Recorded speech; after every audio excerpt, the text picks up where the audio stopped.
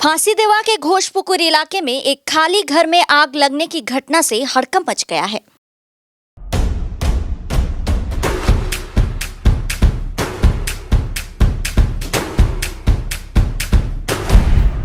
Stay tuned. बताया गया है कि पति की मौत के बाद पत्नी अंजलि घोष घर पर नहीं रहती थी। स्थानीय लोगों ने गुरुवार देर रात को घर में आग लगी देखी, जिसके बाद आनन फानन में घटना की जानकारी पुलिस को दी गई। बाद में पुलिस ने इसकी जानकारी माटीगड़ा दमकल केंद्र को दी।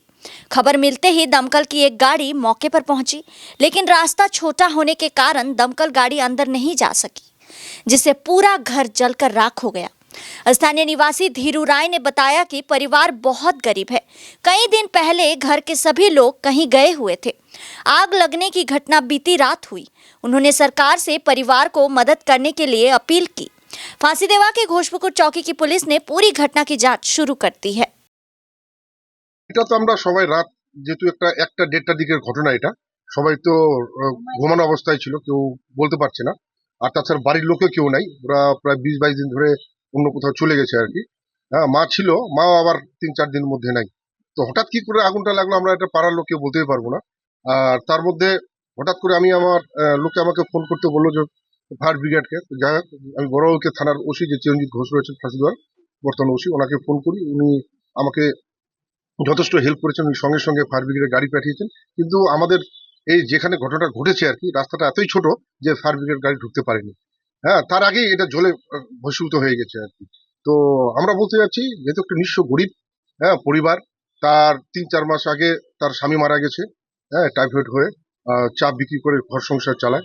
মানে ওদের পরিবারটা খুব নিঃস্ব। এখন যদি কোনো সরকার ভাবে সহায়তা করে তাহলে খুব উপকার হবে আর কি পরিবারটা। এখন এই বাড়িঘর এখন যেহেতু নাই, এখন সব শেষ সর্বনাশ হয়ে গেছে। আমরা চাই সরকার থেকে একটা ঘরের ব্যবস্থা করে দেওয়া হোক, আপাতত থাকার ব্যবস্থা। ওদের যে এখন খাওয়া দাওয়া, যাই হোক, এখনো ওরা এখন জানে না ব্যাপারটা, ওদের কন্ট্যাক্ট নাম্বারও নাই যে আমরা ওদের সঙ্গে যোগাযোগ করবো আর কি। হ্যাঁ, এটা আমরা এই পাড়ার লোক খুব দুঃখিত ওনাদের ব্যাপারটাকে নিয়ে।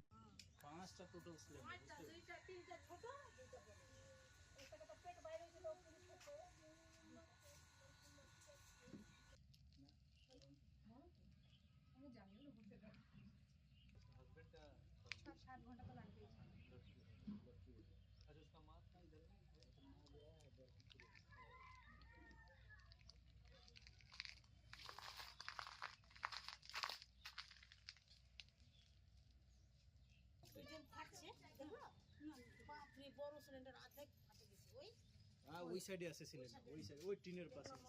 আমরা জানি না, পরে দেখলাম।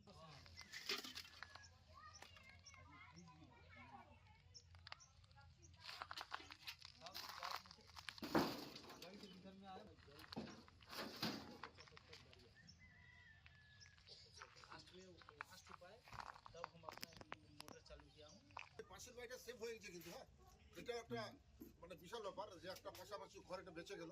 হ্যাঁ, নাহলে এখানেও তো ঘন্টা করা সম্ভব।